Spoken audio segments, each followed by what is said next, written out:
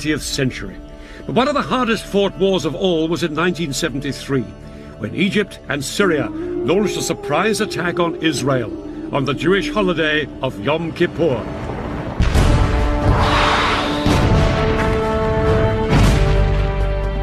For 3 weeks, the battle swung violently from side to side. It brought each within sight of victory and defeat, and it brought the superpowers, America and the Soviet Union, close to a nuclear showdown. The Israelis were in no doubt they were fighting for their country's very survival. For the soldiers of Syria and Egypt, it was a battle for Arab territory and Arab pride. In this program, I'll be revealing how Arab and Israeli commanders astonished each other with the boldness of their strategy. And I'll be finding out how both sides used the latest weaponry with shattering results. No 20th century conflict has been as lasting and bitter as the struggle between Israel and its Arab neighbors. This is the story of the biggest battle between them. It's still such a sensitive subject in Egypt that they wouldn't let us film there. This is the story of the October War of 1973.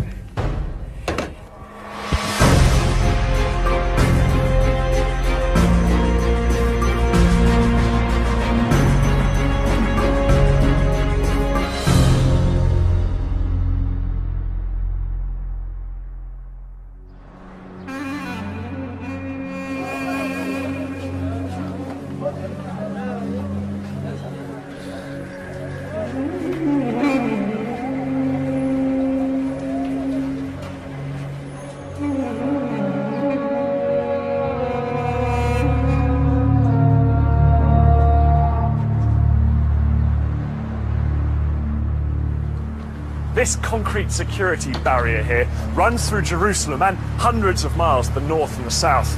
On this side live predominantly Muslim Palestinian Arabs. On this side, the largely Jewish population of Israel.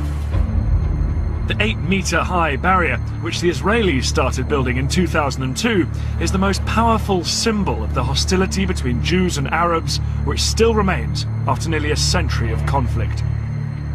The Israelis say that they built this barrier to keep out Palestinian terrorists. The Palestinians say it's just Israel's way of grabbing more of their land. And that's what this conflict has always been about: land.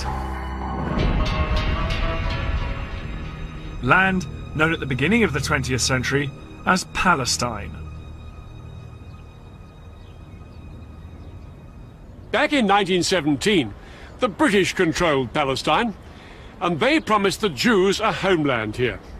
The problem was, there were more than 10 times as many Arabs as Jews already living in Palestine. And as hundreds of thousands more Jews poured into the country, open fighting broke out between them. By 1947, things were so bad, the United Nations stepped in with a plan. This is how Palestine looked then. Lying on the eastern edge of the Mediterranean, it was bordered by Lebanon, Syria, Transjordan, and Egypt. The United Nations suggested partition. The Palestinians would keep land here, here, and here, and the Jews would have the rest. Jerusalem would be an open city shared by everyone. The Jews accepted the plan, and in 1948 they declared their independence as the State of Israel. But the Palestinians and the neighboring Arab countries rejected partition. War followed, and the borders changed once more. The Israelis took over Arab lands here in the north and along the Egyptian border, ending up with most of Palestine and most of the key city of Jerusalem.